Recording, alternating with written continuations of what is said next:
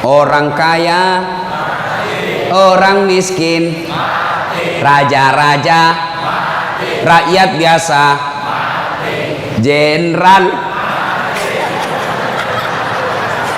Kau yang bilang, kau yang bilang. Hati-hati kau disuruh push up. Ya, semua mati. Berarti yang jadi masalah sesungguhnya bukan mati.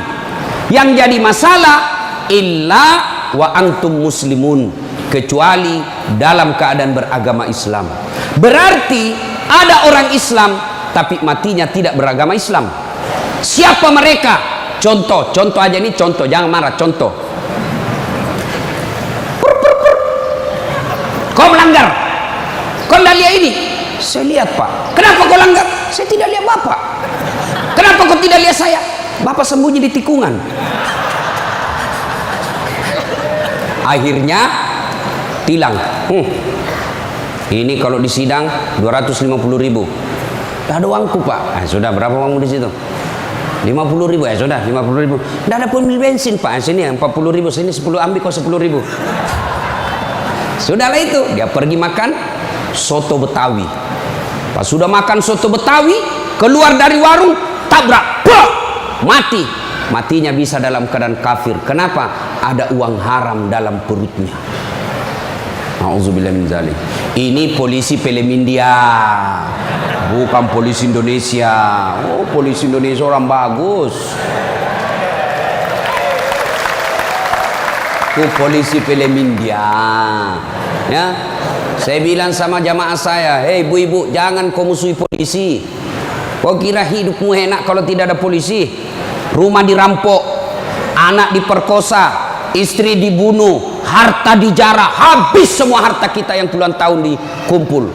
Kita tahu pelakunya, kita identifikasi pelakunya, datang ke polisi, tolong Pak polisi, cari pelakunya, kejar dia, selamatkan hartaku, ini ciri-ciri orangnya. Kata polisi, mohon maaf, baru saja polisi bubar. Musuh itu polisi. Saya mau pergi ceramah, macet jalan, tidak bisa gerak, mau maju tidak bisa, mundur tidak bisa. Saya baca surah Yasin, sudah hatam, tidak gerak-gerak mobilku. Begitu datang polisi lalu lintas, selesai. Pun kalau ada polisi yang minta-minta uang di jalan, itu polisi film India.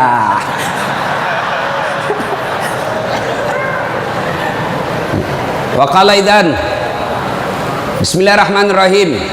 Ya ayyuhalladzina amanu dukhulu fis-silmi kaffatan wa la tattabi'u khutuwatis syaitan innahu lakum adu mubin. Wahai orang-orang yang beriman, masuklah engkau ke dalam Islam secara sempurna dan janganlah engkau ikuti langkah-langkah setan, karena sesungguhnya setan itu musuh yang nyata bagi kalian. Musuh kalian bukan polisi, musuh kalian bukan STM, musuh kalian bukan pemerintah, musuh kalian bukan ulama, musuh kalian adalah setan, di mana setan itu musuh yang nyata bagi kalian. Bu-ibu, halo ibu, waktu ibu terima undangan untuk datang pengajian pagi ini, setan kepanasan, setan menggoda, jangan kau datang, lebih baik kau tidur, jangan datang, jangan datang. Itu godaan setan. Alhamdulillah ibu bisa mengalahkan setan di rumah sehingga bisa datang di tempat ini. Apakah bapak-bapak polisi setelah duduk di masjid setan putus asa? Digodanya lagi kita. Nggak usah kau dengar ceramah, nggak usah kau dengar ceramah, pegang HP-mu, pegang HP-mu. Itu setan, itu HP bos, setan. Mengalihkan perhatian. Orang ceramahnya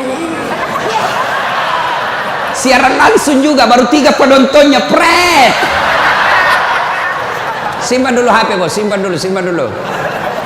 Sudah dikasih tahu HP itu setan, masih dipegang HP-nya, bukan lagi temannya setan, tapi kau sudah jadi setan cilaka. Woi bu, simpan dulu HP. Woi, ibu-ibu yang pegang HP, saya doakan suaminya kawin lagi. Mau kau? Bos, dengar dulu. kenapa saya larang siaran langsung ketika saya ceramah? Dengar dulu penjelasan saya, serius. Saya tidak mau kalau saya lagi ceramah ada siaran langsung. Ya, saya ini dokter di bidang komunikasi, spesialisasi komunikasi massa. Saya belajar soal media, Pak, dan saya sekolah sampai ke luar negeri soal media massa. Saya pelajari itu, dokter saya di bidang itu. Setelah saya pelajari, netizen kita di Indonesia, masyarakat dunia maya namanya, itu ada orang cari uang dengan membuli public figure. Ulama tentunya. Kenapa? Ulama banyak followernya. Saya penonton saya 83 juta. Maka kalau dia datang serang saya, maka penonton saya 83 juta itu lari matanya ke channelnya dia dapat duit. Maka dia cari duit dengan cara membuli public figure. Contoh guru kita Abdul Somad. Ustadz, bagaimana hukumnya main catur? Beliau sebenarnya menjelaskan haram apabila azan berkomandan kalian masih main catur, haram. Tapi dipotong, akhirnya marah tukang catur. Saya juga ditanya, Dasat Latif, bagaimana hukumnya main catur? Haram. Kenapa bisa? Karena kau bunuh Perdana Menteri dan Raja. Ya haram lah. Nah, tolong simpan dulu HP-nya ya. Bisa? Bu Ibu? Nggak usah selfie-selfie, nanti selfie. Saya layani ibu sampai pagi selfie. Ini kan jamaah fans saya ini kan rata-rata ibu-ibu. Tapi ibu-ibu yang sudah muka-muka sakaratil maut.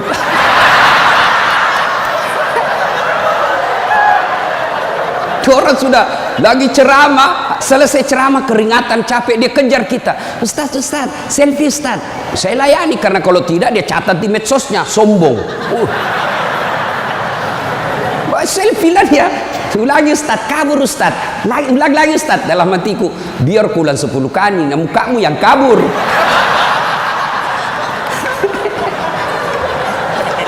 Simpan dia Bu, boleh Bu? Simpan HP Pak, boleh? Boleh simpan HP-nya? Siap? Oke, kalau mau dengar ceramah saya, nonton saja nanti di YouTube saya. Ini ada nanti di YouTube, gambarnya lebih bagus, ya. Suaranya lebih jernih. Kunjungi, jangan lupa like and share.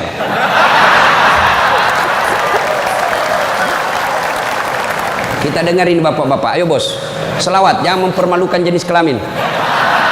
Ayo, Sholatul, yang di atas, yang di atas. Ala tohara Sholatullah ala yasin. Ini baru suara brimob. Kalau di kesatuan lain Sholatullah, brimob bos, kencang. Kenapa? Kering.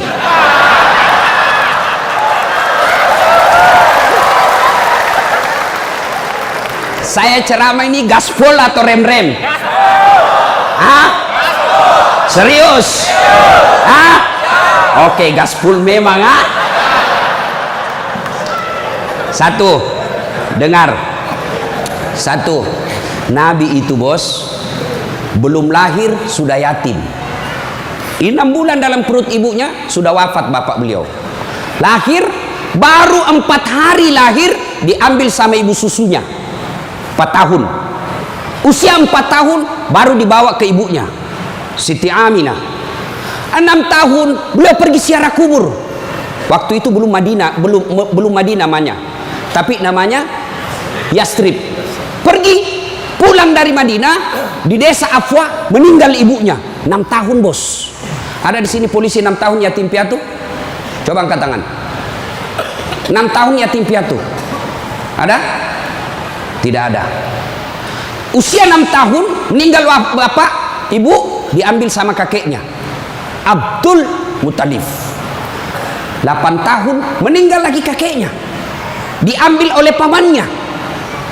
12 tahun sudah ikut, 9 tahun mengembala. Mengembala pak, 9 tahun tidak main handphone. Coba. 12 tahun perang, bukan perang agama tapi perang antar suku. 16 tahun dagang. Bukan dagang dari Kelapa II ke Citos, Tanah Abang, bukan. Kenapa? Dari Mekah ke Syria. Bukan naik pesawat, naik onta, padang pasir. Hari demi hari, waktu demi waktu, beliau punya masalah dalam hidupnya. Berarti tidak ada manusia yang tidak ada masalahnya. Apalagi kalian anggota BRIMOB. Nih muka-muka penuh masalah semua ini. Apa masalahmu, bos? Cicilan. Mana ada tidak ada cicilannya di BRI sini? Coba, tuh tidak ada orang tidak ada masalah. Semua penuh masalah. Yang sederhana aja deh, sederhana saja. Saya kasih contoh. Waktu kalian mau SMA, tamat SMA, apa masalahmu? Mau jadi polisi. Terima di SPN, Sekolah Polisi yang tamatan SMA. Sudah itu selesai masalah?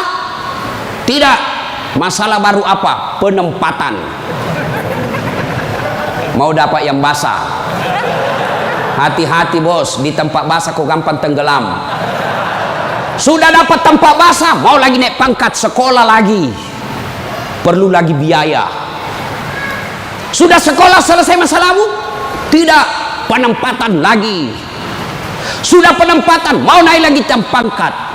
Pangkat tak naik sampai bintang 1, bintang 2, bintang 3. Selesai bintang 3, tidak, terancam pensiun. Ayo, mana ada orang tidak ada masalahnya? Ustadz, kau pikir tidak ada masalahnya Ustadz? Wow, masalah demi masalah. Apa masalahnya Ustadz? Ditipu. Kenapa bisa ditipu? Assalamualaikum Ustaz. Waalaikumsalam. Boleh pergi ceramah di Pulau Kijang? Boleh. Jelaskan saya ke situ. Kita dari Makassar naik pesawat ke Jakarta, dari Jakarta ke Jambi, dari Jambi naik mobil dulu 1 jam. Sudah itu naik perahu, speedboat. Berapa jam? 2 jam paling lama Ustaz. Oke, jalan. Sudah tiba naik speedboat? Bukan. Ternyata katinting. Saya bilang, bos, bukan speedboat ini, katinting ini. Yang minum, toko. Ya kan? Kalau speedboat, siung. Dalam hati ditipu lagi saya ini, kurang ngajar ini. Sudah 3 jam, belum sampai-sampai. 4 jam, belum sampai-sampai. Saya bilang, Haji, Bapak bilang cuma 2 jam. Ini sudah mau 4 jam, kita belum sampai. Dia bilang, mohon maaf Ustaz, sebenarnya ini 9 jam Ustaz.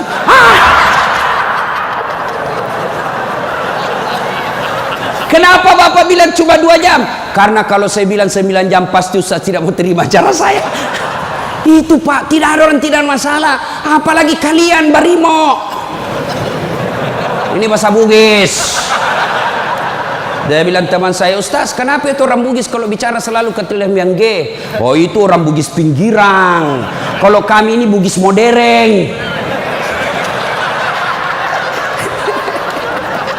Bos, adik-adik polisi, ini yang brimob. Mana ada tidak ada masalah. Sepertinya dari semua pekerjaan, polisi lah yang paling banyak masalahnya. Kenapa? Masalahnya orang kita urus Pak. Dia yang baku tikam, kita yang repot. Periksa. Ayo, sudah sesuai pasal, datang lagi pimpinan. Atur sedikit itu. Masalah Pak. Mana ada tidak ada masalah. Ibu-ibu, yang sederhana. Masalah rumah tangga, bapak polisi, istri cantik. Bapak pikir bukan masalah. Istri cantik digoda orang. Apalagi kalau suaminya jelek. Oh, lebih masalah itu. Berarti bagus kalau istri jelek Ustaz. Istri jelek dihina orang. Masalah bos. Kita lagi malu jalan sama dia. Ada undangan pengantin, duluan aja dek, nanti kita ketemu di gedung. Sampai di gedung dia bilang istrinya, bang, mana kau bang? Saya sudah sampai. Mohon maaf dek, saya tidak jadi ke situ lagi benceret. Ayo, istri cantik masalah, istri jelek masalah. Coba, berarti bukan masalah kita. Masalah kita adalah bagaimana cara mengatasi masalah. Mengatasi masalah tanpa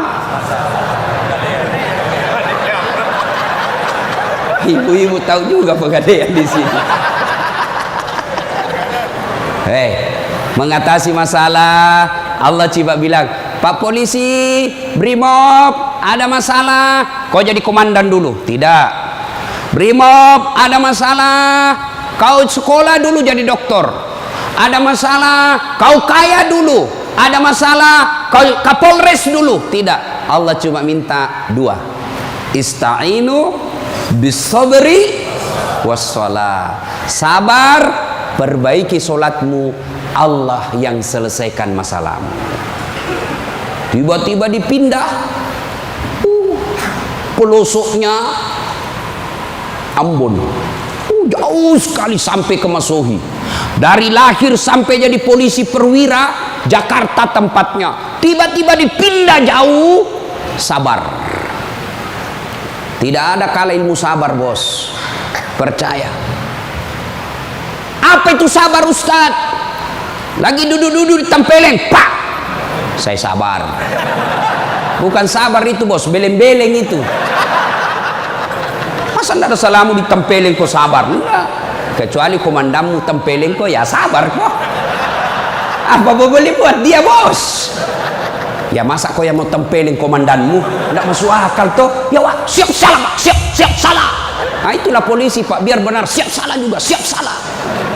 Maka ibu-ibu sayangi suamimu, karena kalau bukan kalian yang sayang suami bu, siapa lagi?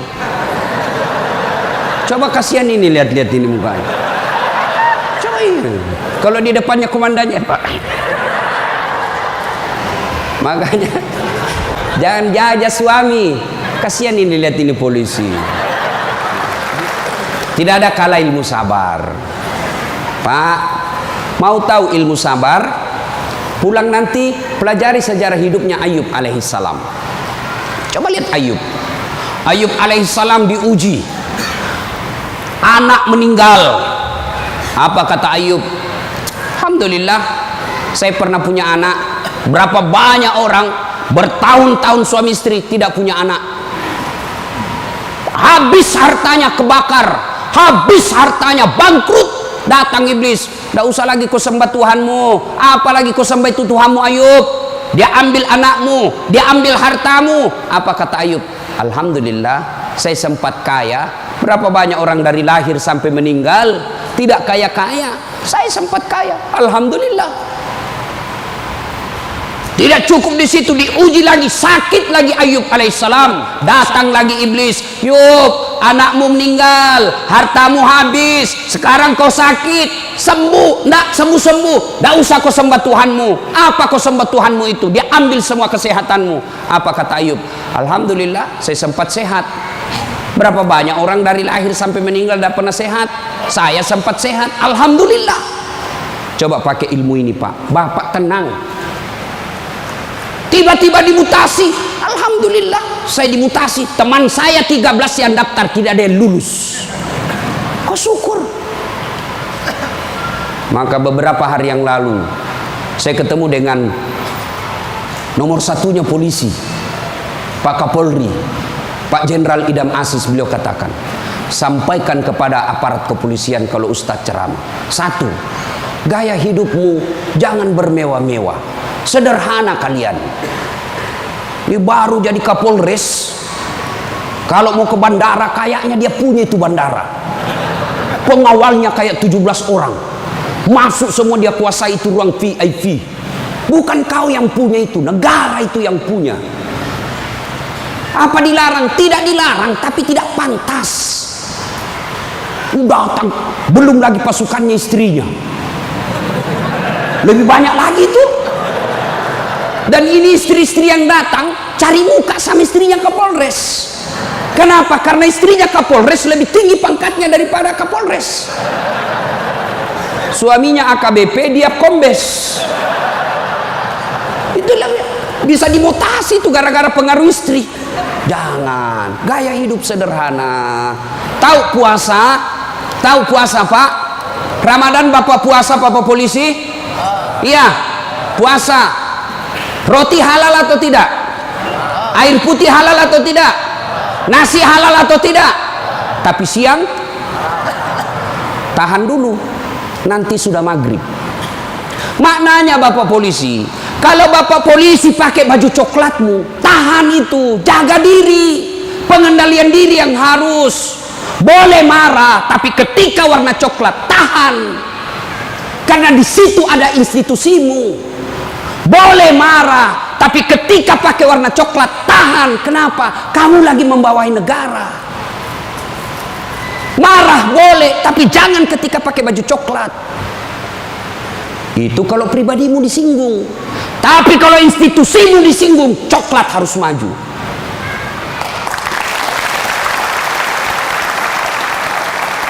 Kalau kamu unjuk rasa, cuma unjuk rasa diludahi, anggap saja itu angin lalu. Biasa bos. Jangankan kalian, komandanmu saja yang jenderal pernah diludahi. Ketika juga seperti pangkat kalian. Ini kamu baru merah satu dilempar.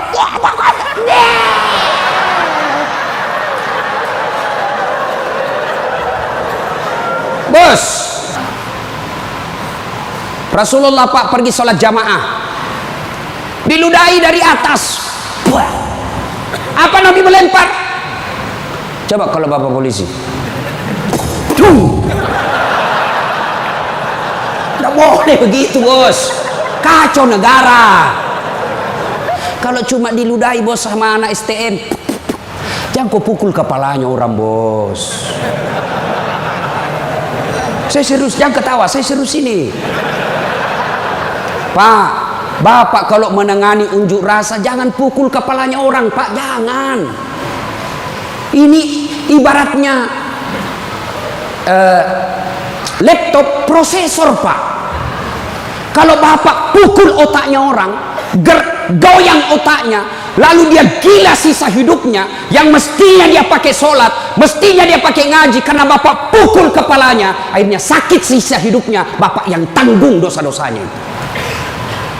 Pukul, tapi kakinya kau pukul, jangan kepalanya.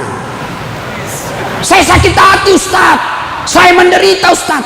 Itu gunanya Anda dilatih ketika sebelum jadi polisi. Ngapain kalian dilatih fisik kalau mentalmu tidak bisa kuat? Apa gunanya Bapak dilatih? Bawa pasir berkilo-kilo di belakang, lari di sungai, tengah malam disuruh lari, tengah siang hari disuruh lari, panas pagi, siang lari, dingin lari, kadang-kala tidak pakai baju. Apa gunanya? Supaya Bapak tahan tempur. Kalau cuma baru marah, cemen lu men. Bisa? Kamu sendiri yang bilang gaspol. Ya. Salatullah ala toha salatullah ala yasin. Terima kasih. Bapak-bapak senang gak jauh dari rumah? Bu Ade bilang senang. Ada apa ini Bu? Berarti ada masalah dengan ibu. Kalau ada suami yang sudah tidak betah di rumahnya, tidak tenang hatinya di rumahnya, berarti istri gagal menjadi istrinya dia. Bukankah istri kata Nabi yang soleha itu membuat hati suami betah di rumah? Bagaimana suami mau betah di rumah? Ibu kasar ngomong, baru datang ditunjuk-tunjuk, bodoh ini. Ini biasa, ini kan perasaan istri ini kan seperti cuaca, susah ditebak. Kita bawa martabak pulang dengan harapan, oh senang ini, genang ini, bawalah kita martabak. Dapat pelukan hangat ini. Begitu dikasih martabak langsung, apa martabak? Itu voucher listrik habis. Martabak dibawakan, voucher listrik dipersoalkan. Nih. Woi, Bu, woi, buat suami tenang di rumah. Datang suami sambutlah. Assalamualaikum kakandaku Arjunaku. Langsung suaminya berkata, waalaikumsalam adindaku Sri Kandiku. Istrinya, ih cakep betul abangku hari ini. Dan suaminya berkata, berarti saya jelek kemarin. Bapak juga tidak tahu dipuji. Lalu suami datang marah-marah. Ibu bukakan sepatunya tadi, hendak unjuk rasa, dilempari, dimaki sama ibu-ibu. Ibu tampil di sampingnya, sabar bang, inilah brimo pilihan hidup. Insya Allah kesabaran abang menjadi amal di sisi Allah. Jangan cari rasa penghormatan dari manusia, carilah ridha Allah. Abang bekerja sama polisi menjaga keamanan Republik, itu jadi amal supaya Ustadz Dasat bisa ceramah, kami amankan Indonesia, jadi amal jariah. Lalu begitu duduk suami, bukalah sepatunya itu yang sudah mulai lusuh, sambil ibu menyanyi, bila kamu di sisiku hati rasa syahdu, sambil peluk cium. Senang sih, itu senang kasihan. Pas sampai lagi dapur berantakan, suami marah-marah, apa kau kerja ini, berantakan semua dapur. Ibu langsung peluk dia dari belakang sambil menyanyi, insaflah wahai manusia. Ya ibu, ini bagaimana suami mau betah di rumah, baru datang ngomel, bodoh memang ini, apa kau tahu? Dia bilang suamimu, apa bodoh-bodoh? Kenapa kau mau sama saya? Apa mau jawab? Sampai lagi kita berharap di rumah romantis, istri di rumah, daster tinggi sebelah, bau asap, mukanya ndak jelas, ada lagi ketimun disimpan di matanya. Nonton sinetron, dia angkat keteknya sambil dicabut. Bagaimana kita tidak cepat sakaratil maut? Hei, bu, buatlah suami betah di rumah, supaya suami berkata, meskipun saya menderita di jalan, meskipun saya susah di unjuk rasa, meskipun saya dimaki sama komandanku, tapi ada istri di rumahku, bidadari dalam surgaku. Bisa ibu? Bisa? Serius? Bisa? Nah, itu semua bisa kita lakukan apabila kita sabar. Yang kedua, sholat. Bapak ketika ada masalah, perbaiki sholat. Bapak mau jadi Kapolres, mau jadi Danton, mau jadi Kapolda, tidak usah cari muka sama pimpinanmu. Capek cari muka sama manusia. Siap. Tidak laku men. Cari muka kepada Allah. Kerja saja tugasnya seperti profesional. Kata Pak Jenderal tadi, lakukan yang profesional, meningkatkan sumber daya polisi, kirim pendidikan, jaga akhlak, perbaiki attitude. Insya Allah Bapak lakukan itu, Allah yang ngurus pangkat jabatannya Bapak. Kalau Bapak cari muka sama pimpinan, ganti, cari muka lagi yang baru, ganti lagi, cari muka lagi. Lebih baik Bapak perbaiki kerja sebagai polisi, tegakkan aturan dengan kepolisian, jaga harkat dan martabat institusi kita, biar Allah yang jaga kita punya. Sholat Pak. Saya kasih contoh Pak, kalau Bapak dipanggil sama jenderal, ajudan, ada kan ajudannya jenderal kan? Coba lihat kalau ke jenderal panggil, Pak Dan, komandan panggil, ajudan, itu ajudan biar lagi tidur langsung lompat, siap komandan, ada kuaci di mulutnya, siap, kalau perlu dia telan itu kuaci di mulutnya. Ada kira-kira ajudan dipanggil, ajudan, tunggu dulu Pak, diinjak lehermu bos. Ada bisa. Padahal ini jenderal ada pensiunnya, jenderal ada mutasinya, tapi kenapa kita terlalu takut? Lalu kenapa ketika Allah yang memanggil kita, hayya 'alas shalah, apa kita jawab? Tunggu. Ya sudahlah, kau kata Allah, ya sudah, urus sudah itu. Maka jangan heran 20 tahun Bapak jadi polisi, tidak bisa lepas dari kredit. Kenapa? Bapak nganggap enteng sama yang punya dunia. Saya sholat Ustaz. Betul Bapak sholat, tapi main-main. Allah. Karena budu, iya karena istan.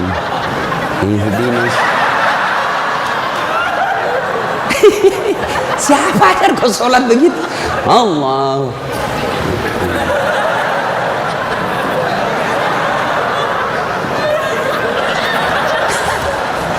Atau ada ibu-ibu yang tanya saya, Ustaz, boleh ke itu sholat tidak pakai BH? Kenapa? Panas di kompleks Ustaz, tidak ada kipas angin, tidak ada AC. Boleh, boleh, tapi tidak beradab namanya. Ibu ketemu sama jenderal tidak pakai BH, boleh enggak? Iya jenderal.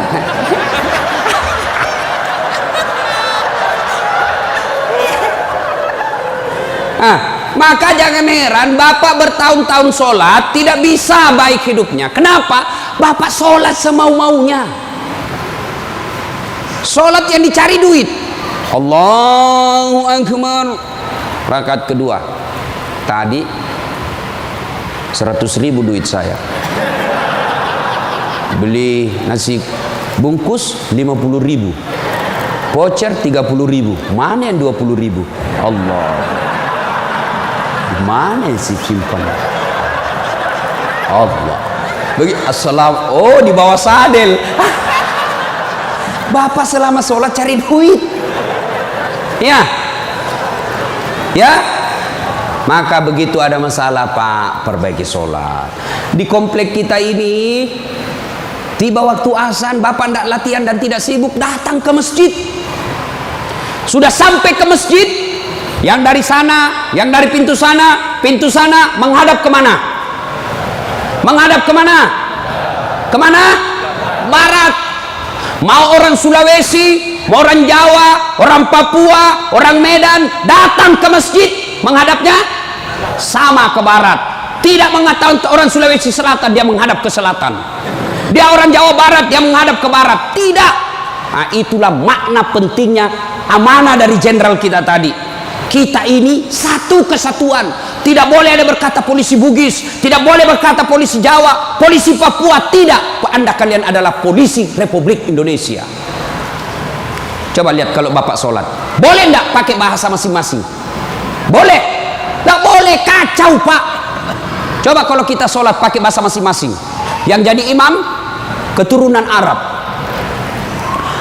Allahu Akbar.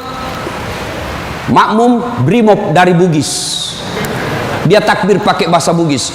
Pungallahu ta'ala malopo. Sudah ribut kan orang langsung. Datang lagi orang Padang, dia takbir Allah nan gadang. Lah kita balik lagi Padang. Mana datang lagi jamaah yang Allah ganal bujur. Kutai. Terakhir anak gaul dari Betawi. Allah gede banget gitu loh. Kacau kan? Begitu juga di polisi.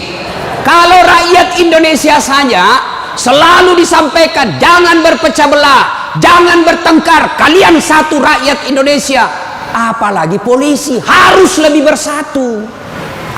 Jangan rakyat kita bersatu, polisi berpecah belah. Oh kami brimob, oh kami Kopassus Densus, oh kami Kegana. Enggak, kalian adalah polisi rakyat Indonesia. Bagaimana agar muncul persaudaraan? Kata Nabi, umatku itu, polisi itu kalau diaplikasikan dalam polisi itu seperti badan ini. Coba lihat badan kita Pak, satu sakit yang lain ikut merasakan. Tangan kanan gatal tanpa disuruh kiri yang garuk, tangan kiri yang gatal tanpa diundang kanan yang garuk. Gatal dua-duanya kerjasama.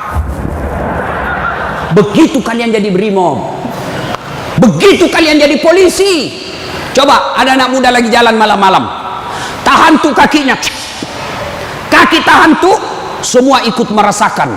Pertama yang bereaksi mulut,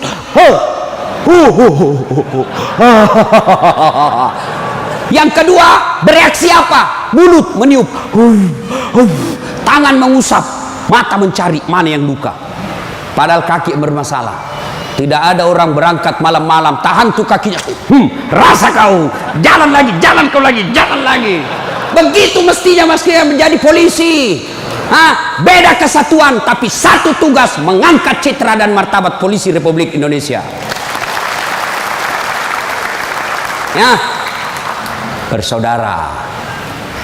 Tadi sama Pak Wadan, Jenderal saya bilang, beliau ini kan gersang.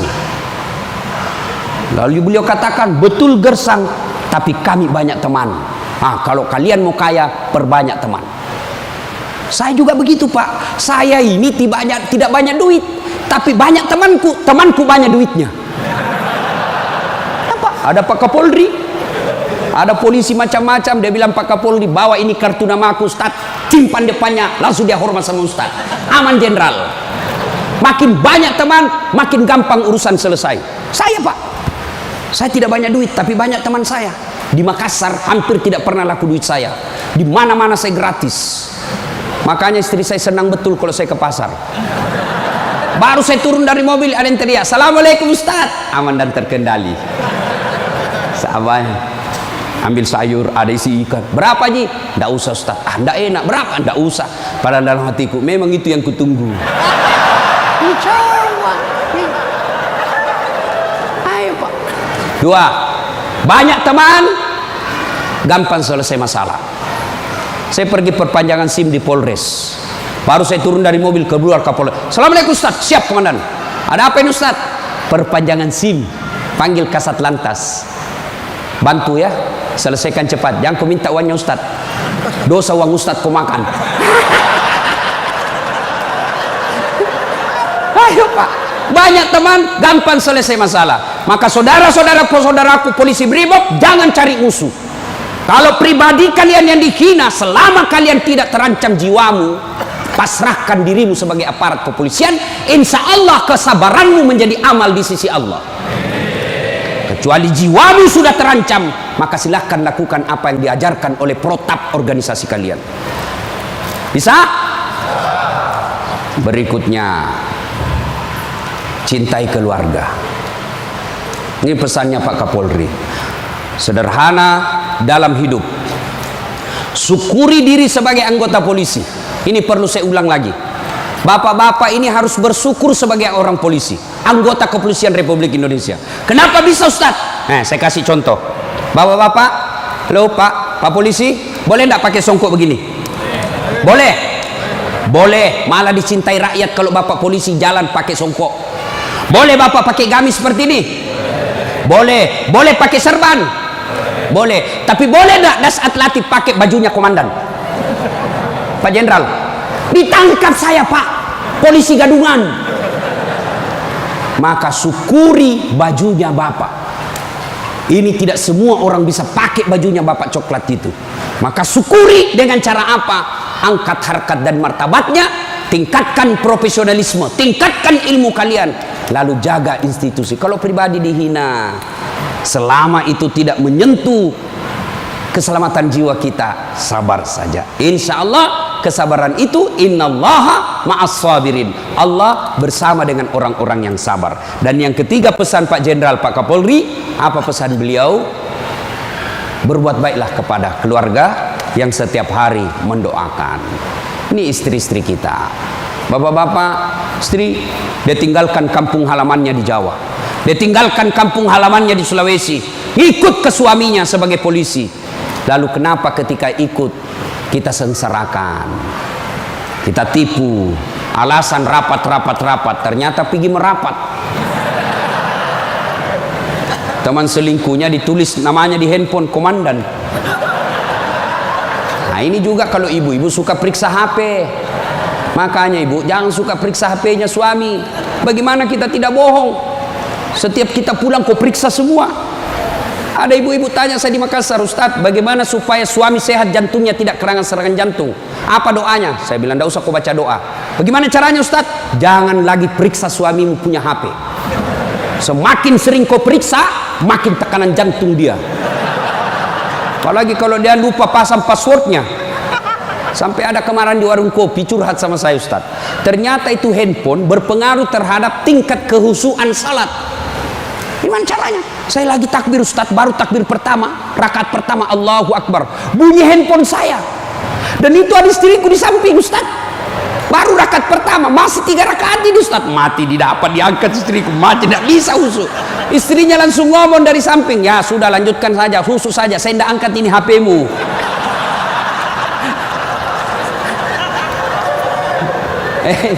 Nah, ibu bapak, saudara-saudara sekalian, banyak yang ingin kita sampaikan, tapi waktu yang terbatas. Hiduplah sederhana, bersabar, kemudian dekati Allah dengan meningkatkan kualitas sholat.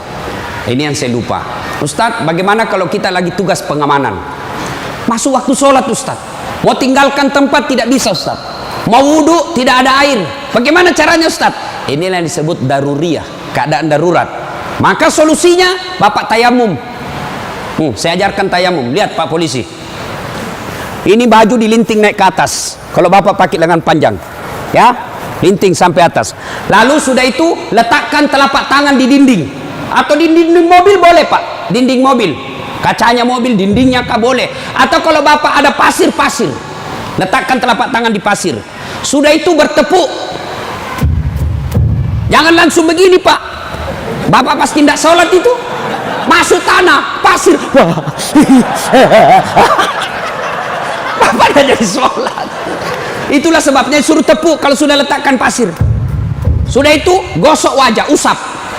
Semua. 1 kali sudah sah, 3 kali lebih bagus. Sudah itu letakkan lagi telapak tangan di dinding mobil berimob. Sudah itu usap kanan. Usap kiri. Selesai. Jam tangan lepas, cincin lepas. Kenapa? Karena kalau ada jam tangan tidak terusap, dibawanya jam tangan.